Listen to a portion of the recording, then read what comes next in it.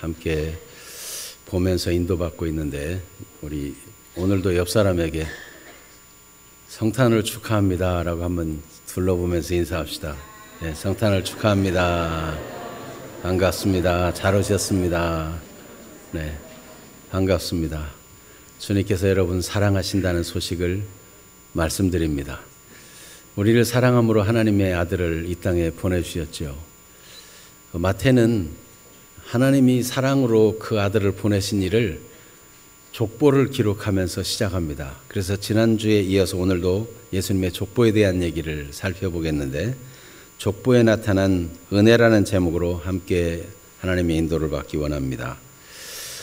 자세히 보면 예수님의 족보가 조금씩 보이기 시작할 겁니다. 예수님의 족보라면 거룩한 인물, 훌륭한 인물, 본받을 만한 인물만 나올 것을 혹 기대하고 계시지는 않는지요. 그런데 조금 살펴보면 본받을 만한 좋은 신앙인이 있는가 하면 예수님의 족보에 기록된 인물인데도 못된 인물, 악한 인물이 있습니다.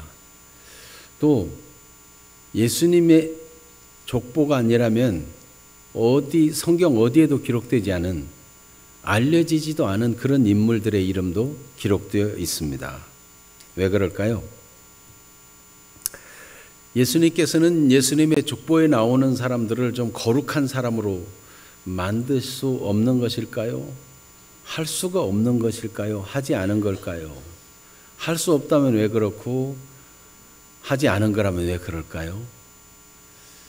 우리는 부모에게서 태어났기 때문에 부모를 결정할 수 없지만, 하나님은 하나님의 아들을 이 땅에 보내는 데 있어서 얼마든지 족보를 결정할 수도 있고 조절할 수 있을 텐데, 왜 악한 사람도, 유명무실한 사람도 예수님의 족보에 들어가도록 그렇게 하셨을까? 이런 생각 해본 적이 없으세요? 또 오늘 말씀을 보면 14대씩 나눠가지고 3대를 구분해서 족보를 기록하는데 왜 그렇게 했을까? 혹은 여러분이 이 족보를 보면서 예수님의 족보에 대한 다른 질문은 혹시 생기지 않나요? 오늘 하나님의 인도로 예수님의 족보에 담긴 은혜를 발견하는 시간이 되기를 축복합니다. 그래서 첫 번째로는 족보에 나타난 조상들을 각 개별적으로 간단히 살펴보고, 두 번째는 시대와 역사의 구분을 따라서 이 족보가 기록된 의미가 무엇인지를 살펴보고, 그 다음에는 이 족보에 나타난 하나님의 은혜를 우리가 함께 성령의 인도로 발견하고 그걸 감사하고 기뻐하는, 그래서 우리 삶이 그렇게 되어지는 은혜로 이끌림 받기를 축복합니다. 먼저 조상들 각 개인의 이름들이 등장합니다. 이 개별적인 사람들을 살펴보다 보면 정말 믿음의 귀감이 되는 좋은 믿음의 사람들을 발견할 수 있죠. 다윗 같은 인물이나 아브라함 같은 인물, 오늘 본문에는 솔로몬 같은 인물도 그런 인물 중에 하나일 것입니다.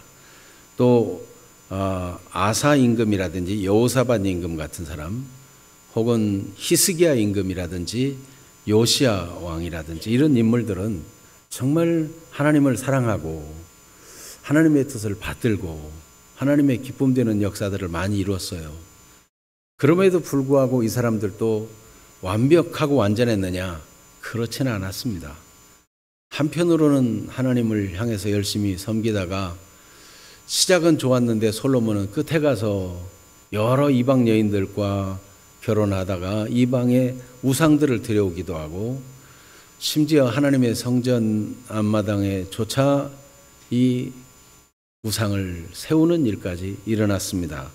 우시야 같은 인물은 하나님을 사랑하고 잘 섬기고 그렇게 했지만 나이가 많아져 가면서 그 통치 기간이 길어지면서 점점 교만해져 가지고 자기가 제사장 역할을 하려고 하다가 그걸 말리는 선지자에게 도전하다가 그만 나병이 이마에 생겨가지고 죽을 때까지 나병 환자로 살다가 죽게 된 그런 일도 있습니다. 심지어 아주 악한 왕도 있습니다. 히스기야의 아버지 아하스 왕 같은 경우는 우상 숭배를 장려하고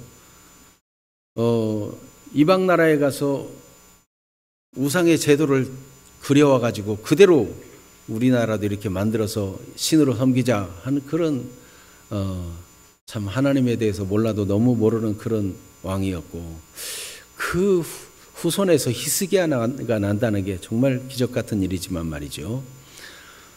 므낫세, 히스기야의 아들 므낫세, 히스기야는 놀라운 응답을 이사야와 함께 기도해서 받게 되었는데, 그 아수르 군대가 쳐들어왔을 때 하나님께 은혜를 구했더니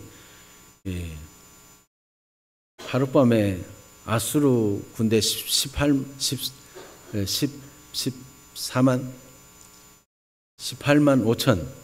5천인가요? 갑자기 말하려니까 왔다 갔다 하는 것 같아요. 하여튼 어마어마한 군사가 하룻밤에 죽고 그 일로 인해서 그 나라가 망하는 일이 일어났는데, 죽을 병에 들게 되자 하나님께 기도하고 이사야에게도 기도를 부탁해서 기도를 했더니 하나님께서 그 수완을 몇 년이나 더 연장시켰죠? 15년이나 연장시켜줬어요. 그때 낳은 아들이 므낫세인데 하나님 은혜로 생명 연장시키고 태어났으면 얼마나 하나님 은혜를 알고 잘 섬기면 좋지 않겠어요?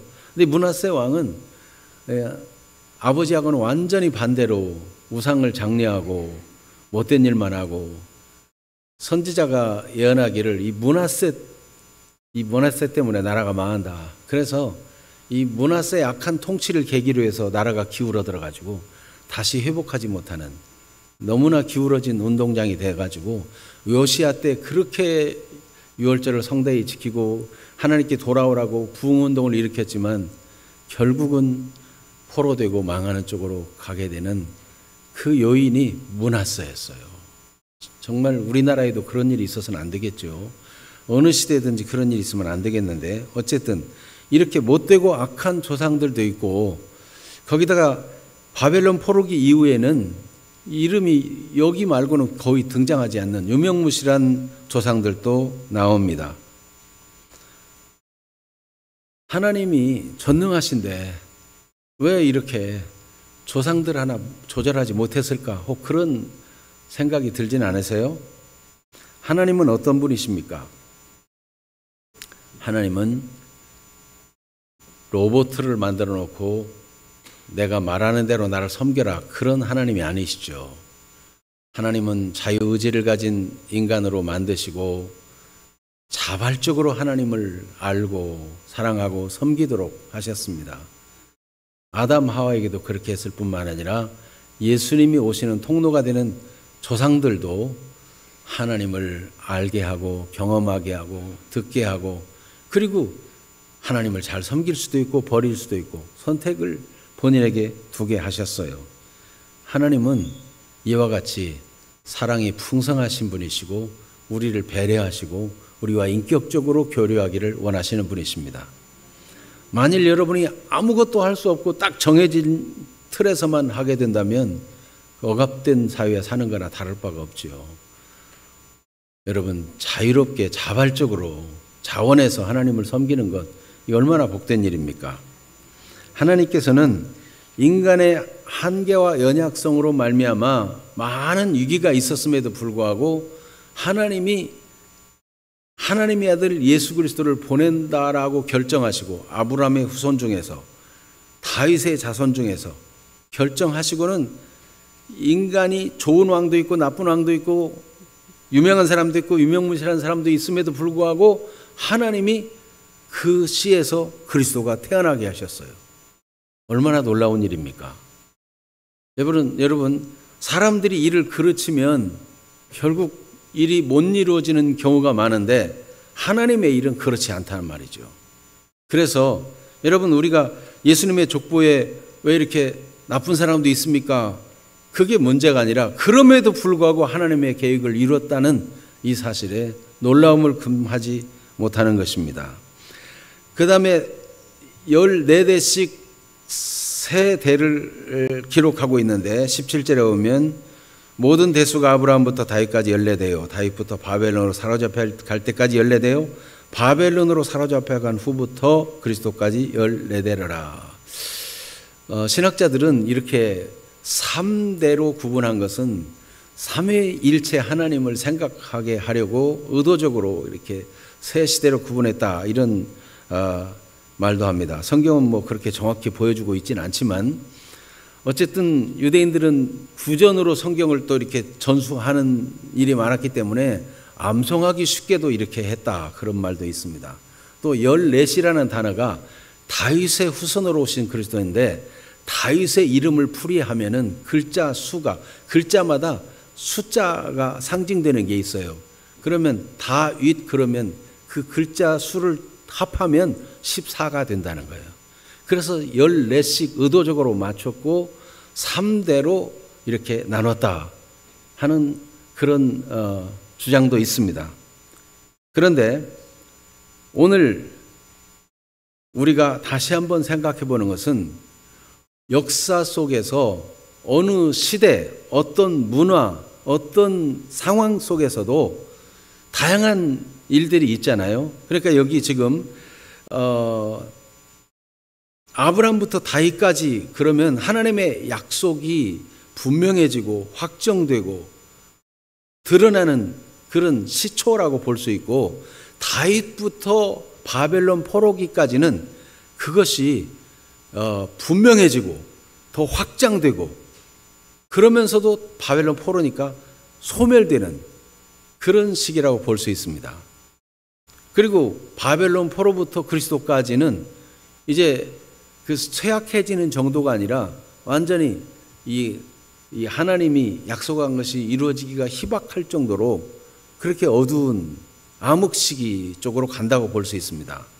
그래서 이스라엘 백성들이 하나님을 배반하고 죄를 짓고 떠났다가 바벨론 포로되어 잡혀가고, 포로되어서 그렇게 오랫동안 살다가 하나님께서 고레스라는 왕을 일으켜서 포로에서 귀환해서 이스라엘 땅으로 다시 가게 하고, 그러나 거기서도 지지멸렬해가지고 어려움을 겪고 예수님 오시는, 그리스도 오시는 날까지도 그 나라를 회복하지 못한 채 로마에 억압된 상태에 있었잖아요. 여러분 생각해 보면 어느 시대인들 어둡지 않은 시대가 있으며 어느 시대인들 상황적으로 보면 암울하지 않은 시대가 어디 있겠습니까? 우리나라도 보면은 이 역사 속에서 무슨 저 중국의 침입을 받거나 몽골 사람의 침입을 받거나 또는 뭐 이 일본에 의해서 일제에 억압되어 있던 그런 시대도 있고, 그리고 우리 대한민국이 세워진 때부터 지금까지 보면 아, 이때는 너무 좋았다, 행복했다, 충분하다, 그런 시대가 있었을까요? 그때를 산 사람들은 그때마다 다 위기였고 갈등이었고 아슬아슬했어요. 지금도 마찬가지 아닙니까? 지금도 위기감 속에 살고 있어요. 어느 때인들 편한 적이 없어요. 예수 그리스도가 이 땅에 오시는 데 있어서 시대나 상황이나 문화의 관점에서 다 하나님을 거역하고 대적하고 소멸되고 막 위기의식이 느껴지는 그런 시대임에도 불구하고 하나님이 절대적인 주권을 가지고 주도적인 하나님의 손으로 예수 그리스도가 마침내 오게 하셨다는 거예요. 그러니까 예수님의 족보의 개인적인 인물을 보나 시대상으로 나눠 보나 녹록하지 않았다는 겁니다. 쉽지 않았다는 거예요. 정말 전능하신 하나님이 하셨으니까 그럼에도 불구하고 우리를 구원하기 위한 그리스도가 이 땅에 오실 수 있었다 하는 것을 우리는 볼 수 있는 것입니다. 뿐만 아니라 그럼에도 불구하고 우리가 마음속에 개운치 않은 것은 나라가 다 망하도록 못된 일을 하고 백성들이 다 타락하고 임금들도 마찬가지고 시대가 그렇게 암울해서 우상 숭배가 만연하고 사람들이 하나님을 섬기지 않고 대적하고 거역하는 그런 상황이 계속되고, 개인적으로 볼 때도 이 악한 왕들이 막 뒤로 갈수록 많아지고 유명무실한 사람들이 많아지는데, 그 후손으로 그리스도가 태어나면, 그 죄인의 씨로 태어나면 정말 우리를 구원할 수 있는 구주가 될 수 있을까? 그런 사람이 우리의 구주가 된다고? 미심쩍고 안심이 안 되잖아요. 그런데 하나님이 탁월한 전략을 쓰셨습니다. 그것은 무엇인가? 16절을 보겠습니다. 16절. 야곱은 마리아의 남편 요셉을 낳았으니 마리아에게서 그리스도라 칭하는 예수가 나시니라. 그 앞에 조상으로부터 낳고 이렇게 낳고라는 단어를 쓰는데, 이 낳고라는 단어는 어머니가 자식을 낳을 때 쓰는 단어하고 달라요. 아버지가 자식을 낳았다, 계대를 이어갔다 할 때 쓰는 단어로 낳고가 돼 있어요. 그러니까 부모의 자식이다. 그 아버지가 그 대를 잇기 위해서 자식을 번성해 갔다, 그런 때 쓰는 단어인데, 그 앞에 쭉 낳고는 모두 다 능동태로 되어 있어요. 능동태라는 것은 스스로 그렇게 낳았다는 거예요. 자기 대를 잇기 위해서. 그런데 예수 그리스도의 태어나심에 관해서는 수동태로 기록하고 있어요. 낳게 되었다는 겁니다. 그러니까 마리아의 남편 요셉과 결혼해서 그 요셉의 피를 받아, 죄인의 피를 받아 이 예수가 태어난 것이 아니고 마리아에게서 그리스도가 나시니라, 이렇게 기록되어 있어요. 그러니까 마리아에 의해서 그리스도가 났는데, 그 마리아는 처녀이고 정혼한 남편 요셉과는 잠자리를 같이 하지 아니한 상태였습니다. 이스라엘 사람들은 이 약혼을 해도 그 효력이 결혼과 같다 그러죠. 그런데 이제 혹시 부정한 여인이 아닌가 1년 동안 지켜보고 그런 기간이 있어요. 그런데 그때 마리아가 임신을 한 겁니다. 어찌 된 것입니까? 이 일은 하나님이 하신 일인데, 아브람을 선택해 가지고 그를 복주고 그 후손을 통해서 천하 만민을 복받게 하겠다 하는 계획하기 이전에, 아브라함의 후손 중에 다윗을 만나니 내 마음에 기뻐하는 자라, 내가 그 뜻을 다 이루게, 내 뜻을 그에게 다 이루게 하겠다라고 다윗의 후손에서 왕위가 떠나지 아니하고 그 후손에서 인류를 구원할 자를 나게 하겠다, 이 계획을 하기 이전에, 그보다 더 오래전에 계획한 하나님의 완전한 계획이 있었으니, 그것은 처녀의 몸에서 구주 그리스도를 이 땅에 나게 하겠다, 뱀의 머리를 상하게 하고 인간을 죄와 억압에서 마귀의 손에서 저주에서 건져낼 자를 보내겠다, 이것이 하나님의 오래전 계획이었습니다. 창세기 35장 3장 15절, 인간이 범죄한 즉시 하나님이 주신 계획이 선포되었어요. 아브라함을 선택하기 이전 일이에요. 다윗을 선택하기 이전의 일이에요. 같이 읽어봅니다. 내가 너로 여자와 원수가 되게 하고 내 후손도 여자의 후손과 원수가 되게 하리니 여자의 후손은 내 머리를 상하게 할 것이요 너는 그의 발꿈치를 상하게 할 것이니라 하시고.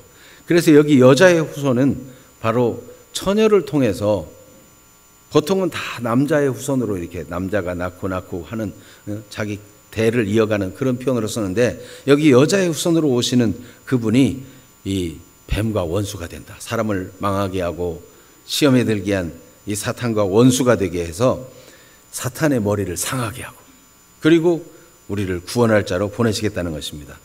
이사야 선지자는 이 창세기 3장 15절이 응하게 되는 징조를 주겠다는 그런 하나님의 주시는 예언을 받았습니다.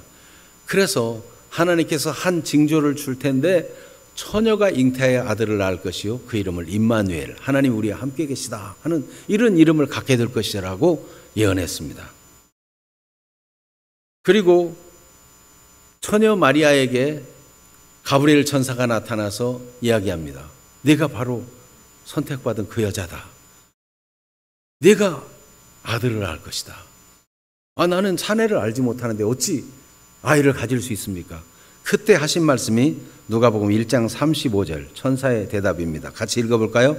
천사가 대답하여 이르되 성령이 내게 임하시고 지극히 높으신 이의 능력이 너를 덮으시리니 이름으로 나실 바 거룩한 이는 하나님의 아들이라 일컬어지리라. 성령이 내게 임하여 능력으로 덮어 성령으로 잉태하게 된다. 그러니까 여러분, 찝찝한 게 다 사라졌어요. 하나님이 본래 계획, 죄 없이 이 땅에 하나님의 아들을 보내시기로 처녀가 잉태 아들을 낳는다. 그 징조가 바로 처녀를 통해서 잉태하는 것인데, 그것이 바로 예수님이 마리아에게서 성령으로 잉태되어 태어난 것입니다. 그런데 그는 아브라함의 씨요 다윗의 씨가 되도록, 후손이 되도록 정해졌기 때문에 아브라함의 후손 대를 이어 족보를 쭉 얘기하고 그 아브라함의 후손 중에 이어지는 다윗, 그 다윗의 족보를 쭉 이어져 가보니까 거기 마리아의 남편 요셉의 아버지 야곱이 나오고, 야곱의 아들 요셉이 나오고, 그리고 요셉이 그리스도라는 예수를 낳았다, 그게 아니고 마리아에게서 그리스도라 하는 예수를 낳았다. 그러니까 혈통적인 족보로 보면 아브라함의 후손이요 다윗의 후손이 맞습니다. 그런데 하나님의 전략은 죄 없이 하나님의 아들을 이 땅에 보내시고 우리 죄를 대신해서 희생하실 우리의 구주로 보내시기 위해서 처녀 몸에 태어나게 하신 것입니다. 참으로 완벽하고도 놀라운 하나님의 전략이고 하나님은 그것을 완전히 이루셨습니다.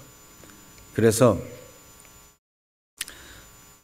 예수님의 족보를 보면서 우리는 정말 놀랄 수밖에 없어요.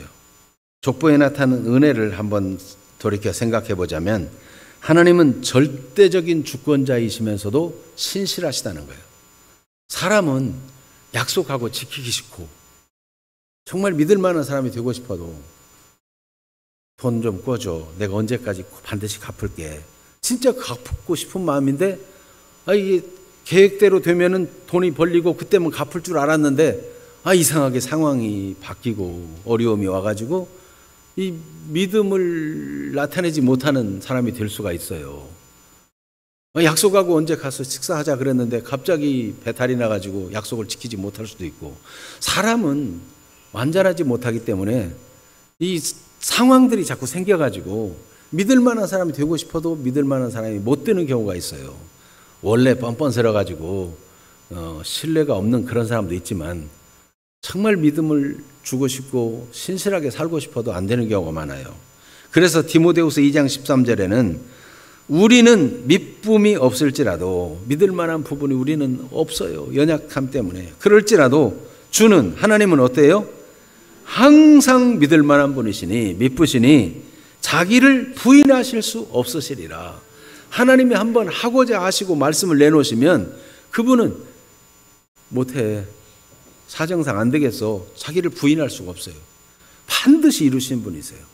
하나님은 처녀 몸에서 우리의 구주를, 뱀의 머리를 상하게 할 자를 보내시겠다고 하더니 틀림없이 보냈는데 사람들로 하여금 그 그리스도를 사모하도록 아브라함의 씨를 통해서 천하 만민을 복받게 하겠다, 다윗을 통해서 그 씨를 통해 왕위가 이어지게 하고 마침내 영원한 왕위를 가질 자를 보내겠다, 그 족보와 예수님의 처녀 탄생이 딱 맞아지도록 설계하시고 그 일을 이루신 분이 하나님이십니다.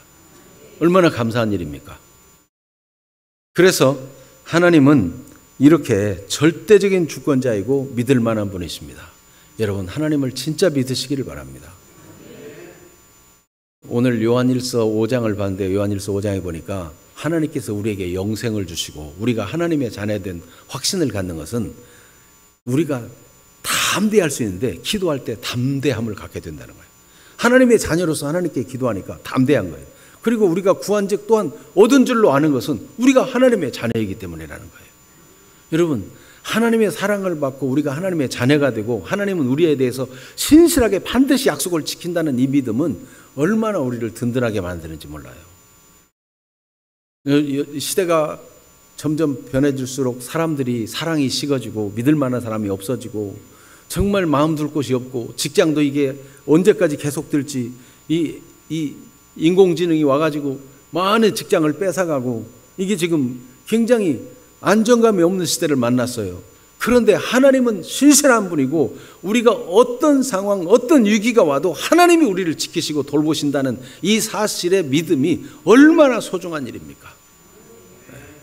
하나님 없는 사람들은, 하나님을 진짜 알지 못하고 단순히 종교적으로 신앙생활하는 사람은 그래, 위안을 갖자, 위안을 갖자, 자기가 스스로 위안을 가진 늘 그것이 자기에게서 난 것이라면 얼만큼이나 자기를 달래가면서 괜찮아, 괜찮을 거야, 좋은 일 있을 거야, 그거 가지고 살 수 있겠어요? 전능하신 하나님이 약속하시면 반드시 이루시는 것입니다.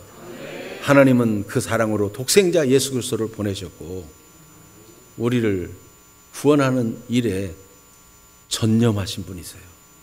그래서 하나님이 그 아들 예수 그리스도를 이 땅에 보내신 일은 어떤 것으로도 취소될 수 없고 하나님의 신실함 따라 이루시는데, 아니 사람이 안 믿어주면 어떻게 할 거냐? 그러면 하나님이 실패합니까? 아니 하나님을 대적하고 거역하는 사람이 있어도 하나님의 계획은 하나님의 절대적인 주권과 능력 안에서 마침내 그리스도가 오게 하셨다니까요. 로마서 3장 3절에서 4절을 봅니다. 사람이 믿지 않으면 하나님이 그 믿을 만한 부분이 패해지고 하나님이 실패하느냐? 그렇지 않다는 거예요. 로마서 3장 3절 4절 같이 봅니다. 어떤 자들이 믿지 아니하였으면 어찌 되리요?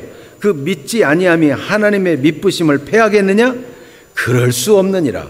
사람은 다 거짓되되 오직 하나님은 참되시다 할지어다.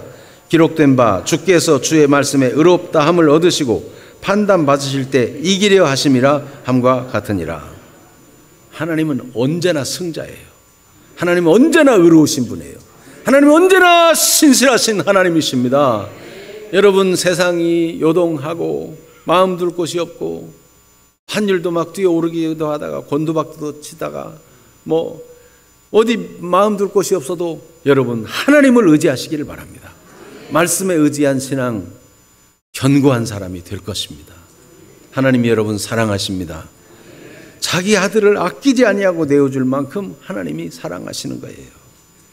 여러분, 그러므로 절대적인 주권자 하나님을 신실하심을 신뢰한다는 게 얼마나 중요한 것이냐면은 인간의 어떠함, 선함이나 악함이나 상황이 어떠함, 시대의 역사가 암울하든지 그 시대의 문화가 엉뚱한 대로 가든지 관계없이 하나님의 계획은 절대로 실패하지 아니하고 하나님의 주권적인 섭리와 통치 아래서 하나님의 구원 계획이 반드시 이루어진다는 거예요. 그렇게 그리스도를 보낸 것처럼 이제도 그를 믿는 자는 구원받는다는 이 약속은, 그래서 우리가 믿고 반드시 주님 다시 오신 날 그와 함께 영원한 천국에 이르게 되는 것은 견고하고 흔들릴 수 없는 약속이에요. 여러분, 확고한 믿음의 사람으로 살아가게 되기를 축복합니다. 그래서 족보는, 예수님의 이 족보는 인간 역사의 기록이 아니요 하나님의 언약의 승리, 하나님의 승리를 기록한 것이라 볼 수 있어요. 하나님은 약속하시면 이 역사 속에서 반드시 이루신다. 믿을 만한 분이다. 그러니 하나님은 언제나 승리하시는 분이다 하는 것을 이 족보가 보여주는 것입니다. 변함없이 하나님을 신뢰하는 분이 되기를 바랍니다. 이사야 14장 24절을 같이 읽습니다. 만군의 여호와께서 맹세하여 이르시되 내가 생각한 것이 반드시 되며 내가 경영한 것을 반드시 이루리라. 내가가 누구예요? 만군의 여호와. 하나님이 절대적인 주권자예요, 능력자예요. 하나님은 생각하면 반드시 그걸 이루시고 다 경영하고 계획한 것 반드시 이루시는 분이세요. 그래서 하나님을 믿는 것보다 행복한 일이 없고 든든한 일이 없어요. 여러분, 하나님을 진정으로 믿으시기를 바랍니다. 하나님께서 여러분 사랑하십니다. 옆 사람에게도 들려주세요. 이 성탄절에 사랑의 소식을 듬뿍 받고 사랑으로 충만해지는 사람들이 되기를 바랍니다. 진짜 그런 마음으로 주님이 정말 당신을 사랑하십니다. 옆 사람에게 한번 얘기해 주세요. 주님이 진정으로 사랑하는 분입니다. 주님이 정말 귀하게 여기시는 분이십니다. 네, 신실하신 주님 얼마나 귀한지 말이에요. 족보에 나타난 하나님의 은혜는 그리스도의 동정녀 탄생은 하나님의 조건 없는 사랑이라는 거예요. 그래서 로마서 8장 32절 같이 읽어봅니다. 자기 아들을 아끼지 아니하시고 우리 모든 사람을 위하여 내주신 이가 어찌 그 아들과 함께 모든 것을 우리에게 주시지 아니하겠느냐. 하나님이 아들을 희생하시긴 했지만 다른 건 안 주실 거야. 내가 기도해도 잘 안 들어줘. 그렇게 생각하는 것은 이 말씀대로 보면은 잘못된 생각입니까? 바른 생각입니까? 우리의 감정과 느낌과 관계없이 하나님의 말씀을 붙잡는 일이 중요합니다. 말씀대로 믿고 말씀대로 승리하기를 바랍니다. 때때로 더디 이루어지는 것 같고 하나님이 안 들어주는 것 같아도 하나님은 다 들으십니다. 들으신 줄 안즉 얻은 줄 또한 아느니라. 성경 요한일서 5장에 그렇게 기록되어 있어요. 그렇습니다. 하나님이 들으셔가지고 가장 좋은 때 주시고 가장 우리에게 합당하게 주시고 하나님이 들으시고 여러분 어린아이가 차 키를 달라 그래가지고 자기가 운전하겠다 그러면은 지금 주면 위험하죠. 애가 다 장성해서 얼마든지 운전면허도 따고 운전도 할 수 있을 때 맡기는 거 아니겠습니까? 저도 아이들하고 어디 가면은 제가 운전 안 해요. 다 맡겨요. 네. 그런데 애들이 어렸을 때 기저귀 차고 있을 때 아빠 자동차 키 그러면은 그 주문 뭐 내가 가서 운전할래 그러면 되겠어요? 여러분 하나님은 우리를 사랑하시고 우리를 가장 잘 하십니다. 더디 이루어질지라도 낙심하지 말기를 바랍니다. 내 생각대로 안 된다고 힘들어하지 말기를 바랍니다. 하나님은 우리를 사랑하시고 가장 좋게 해주시는 분이십니다. 예수님께서 이렇게 처녀 몸에 죄 없이 태어나신 데는 한 가지 목적이 있어요. 한 가지 목적. 로마서 5장 23절에는 모든 사람이 죄를 범하였으며 하나님의 영광에 이르지 못했다 그랬어요. 그런데 죄 없는 하나님의 아들 예수님이 이 땅에 오신 것을 24절에 이렇게 기록하고 있습니다. 로마서 3장 24절 같이 봅니다. 그리스도 예수 안에 있는 속량으로 말미암아 하나님의 은혜로 값없이 의롭다 하심을 얻은 자 되었느니라. 예수님이 우리 죄의 대가를 지불하는 속량의 제물이 되어 주심으로 우리가 아무 대가, 아무 일한 것도 없이 그냥 예수님이 나를 위해 희생하신 사실이 너무 감사해서 복음의 사실을 듣고 믿어 구원받고 죄사함을 받게 되는 거예요. 예수님은 이 땅에 처녀 몸에 태어나는 하나님의 계획을 따라 오셨는데 예수님이 이 땅에 오셔서 오직 한 가지만 생각하셨어요. 사람들에게 이끌고 사람들에게 대접받고 우월해지고 이런 데 관심이 없었어요. 예수님의 관심은 오직 이겁니다. 마가복음 10장 45절 예수님이 직접 고백하셨어요. 같이 읽어봅니다. 인자가 온 것은 섬김을 받으리 함이 아니라 도리어 섬기려 하고 자기 목숨을 많은 사람의 대속물로 주려 함이니라. 자신이 희생해서 우리 죄를 없애시고 그를 믿는 자는 얼마든지 다 구원하시기를 원하시는 이 한 가지 목적을 위해서 예수님은 곧 죽으러 오셨어요. 죽으러. 그는 하나님 말씀을 믿고 순종해 죽으나 그러나 하나님이 그를 다시 살리실 것도 믿었어요. 그 예수님은 제자들에게 죽으심과 부활을 한꺼번에 얘기했어요. 제자들은 마음에 근심이 많으니까 예수님이 죽으신다니까 죽으시면 안 됩니다. 그리고 죽으심에 대해 죽음과 부활을 얘기하면은 예수님이 죽으심에 대해서 묻기도 두려워했다 그랬어요. 실상은 많이 묻고 깨닫고 예수님이 그렇게 비참하게 죽어도 실망하지 않고 이랬어야 되는데 말이죠. 여러분 주 예수를 믿으면 주님도 고난받았거니와 우리도 고난받을 수 있습니다. 그러나 여러분 주님이 죽음을 이기고 살아난 것처럼 주님 우리 하나님께서 그를 의롭다고 증거해 주시고 높여 주신 것처럼 모든 이름에 뛰어난 이름이 되게 하시고 모든 것을 만물을 다 그에게 맡기신 것처럼 하나님은 그를 믿는 자에게 그리스도와 함께 잠깐 고난을 받으나 영원한 영광에 이르게 하실 분이 우리 주님이십니다. 그리스도의 복음을 전하고 그리스도를 믿는 믿음으로 살다가 고난당할 때 두려워하거나 흔들리지 말기를 바랍니다. 주님의 사랑이 변함없고 반드시 독생자를 살리시고 높이신 하나님이 주와 복음을 위해 고난당하고 복음 전하다가 어려움 당하는 사람을 반드시 갚아주시고 주님의 주신 감동을 따라 헌신하고 물질을 흘려보내고 사랑을 실천하는 사람 냉수 한 그릇도 그 상을 잃지 않겠다고 하신 주님이심을 잊지 말기를 바랍니다. 족보에 나타난 은혜, 이 족보가 기록됐다는 게 얼마나 감사한 일입니까? 우리를 위해 오신 구주가 바로 처녀 몸에서 태어났고 이것이 이 그냥 계보를 따라 능동적으로 사람이 남녀 결혼해서 낳은 이게 아니고 수동태로 기록되어서 하나님이 하신 일이구나. 이런 기록, 우리의 구원을 위한 거나 이게 얼마나 감격스러운 일이에요. 성경이 있다는 것은 우리가 구원의 확신을 가지고 담대함을 가지고 살게 하는 거예요. 그래서 성경의 기록의 목적 요한복음 5장 39절과 요한일서 5장 13절을 같이 읽겠습니다. 너희가 성경에서 영생을 얻는 줄 생각하고 성경을 연구하거니와 이 성경이 곧 내게 대하여 증언하는 것이니라. 여기 네 개가 누구예요? 예수님. 성경은 예수님에 대해서 증언하고 이 성경을 통해서 예수님을 만나는 사람이 영생을 얻는 사람이 되는 거예요. 요한일서 5장 13절, 내가 하나님의 아들의 이름을 믿는 너에게 이것을 쓰는 것은 너희로 하여금 너에게 영생이 있음을 알게 하려 함이라. 여러분, 성탄절이 이렇게 반짝반짝 빛 대신 예수님을 증거하는 추리를 볼 때 우리 그리스도인들은 예수님이 나의 빛이고 생명으로 오셨으니 얼마나 감사한가, 믿고 안정감을 누리고 평안을 누리고 감사를 누리는데, 세상은 성경을 모르니까, 하나님이 보내신 그리스도를 알지 못하니까 그냥 이거 장사할 때 이용하는 건 줄 알고 소득을 많이 얻을 수 있는 기회로 삼고, 그렇게 백화점이 반짝반짝 꾸미고 선물 상자를 번쩍번쩍 만들고.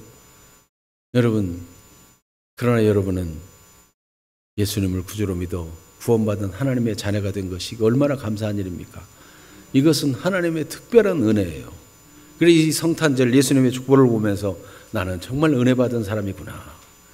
요한복음 1장 12절, 영접하는 자 곧 그 이름을 믿는 자들에게는 하나님의 자녀가 되는 권세를 주셨다 했고, 이는 혈통으로나 육정으로나 사람의 뜻으로 난 것이요 아니요 하나님께로부터 난 자들이니라.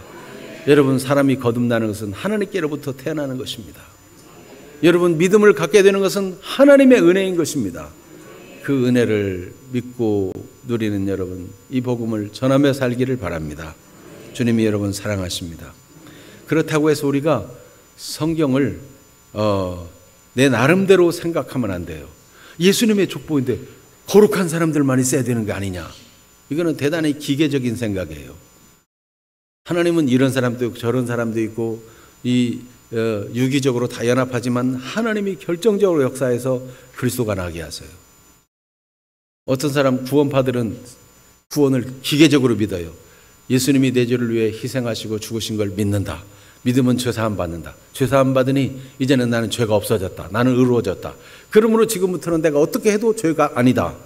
이래가지고 죄 짓는데 용감하고 함부로 살아도 괜찮다라고 유언하는 것은 잘못된 겁니다. 여러분, 성경은 날마다 구원을 이루어가라. 두렵고 떨림으로 너희 구원을 이루어가라. 항상 하나님 말씀에 순종하며 경건하며 거룩하며 진짜 하나님 말씀을 순종하는지. 반석 위에 세워진 집은 터가 견고해서 비가 나고 창수가 나고 눈보라가 쳐도 무너지지 않습니다. 그러나 모래 위에 지은 집은 무너져, 그 무너짐이 심하다. 그러니까 자기 삶을 한번 돌아와가지고 내가 진짜 예수님 바로 믿고 있는 거 맞나? 나는 정말 그 은혜에 감사하면서 그 은혜에 합당하게 살고자 하는가? 이런 거 주님과의 유기적인 관계, 인격적인 관계로 계속 점검해야 돼요. 어제 저 원주에 있는 우리 시찰교회 임직식이 있어가지고 제가 축사를 맡아 갔습니다. 가는 동안 이 전광판에 고속도로에서 자꾸만 나타나요. 스마트 크루즈 기능. 이 크루즈 기능은 살인 기계가 될 수 있다. 크루즈 기능을 맹신하면 대형 사고, 막 이런 간판들이 막 계속 나타나요. 이 크루즈 기능이라는 거 기계 장치인데 평상시에 굉장히 유익한 거예요. 100km라고 딱 설정을 해놓으면 100km로 계속 차량이 운행되면서 밀려가지고 차량이 가까워지면 속도가 스스로 줄여집니다. 그 차량이 앞에 출발하면 또 그 앞에 차량을 따라잡으려고 속도가 또 왱에 따라갑니다. 유익해요. 그런데 빙판길에서는 겨울에는 이 사용을 조심해야 된다는 거예요. 왜냐하면 거리를 빨리 따라잡으려고 이게 속도를 왱 내는데 빙판이 얼음이 있어가지고 갑자기 속도를 내면 스핀 현상이 나타나고 차가 휙 돌을 수 있는 겁니다. 통제가 안 되는 거예요. 여러분, 기계적인 하나님이 그럴 거라고 자기 나름대로 정해가지고 믿는 거 위험합니다. 인격적으로 하나님과의 매번의 교류를 통해서 운전할 때 자기가 핸들을 잡고 자기가 액셀레터에 적절한 거를 이렇게 조절을 하면서 그렇게 운전하면 안전한데, 이 겨울철에 기계에게만 맡겼다가는 대형 사고 나고 위험하다는 거예요. 지금 크루즈 기능을 설명하는 게 아니고 우리의 신앙이 인격적인 교류로, 하나님이 어떤 상황이 있어도 하나님이 인격적인 하나님이, 죄인도 있고 못된 사람도 있고 유명무실한 사람도 있지만 하나님의 계획을 반드시 이루어가시는 신실하신 하나님이니 우리도 때때로 상황이 내가 생각하기에 하나님이 안 계신 것 같고 믿을 만하지 못한 것 같고 그럴 때도 하나님은 신실하신 분, 전능하신 분, 나를 사랑하기를 편치 아니하신 분 믿고 신뢰하면서 꾸준히 인격적으로 교류하면서 그렇게 신앙에 승리하는 분들이 다 되시기를 축복합니다. 아멘. 이제 우리 찬송 그 크신 하나님의 사랑 말씀 생각하면서 찬송하고 기도하도록 하겠습니다. 304장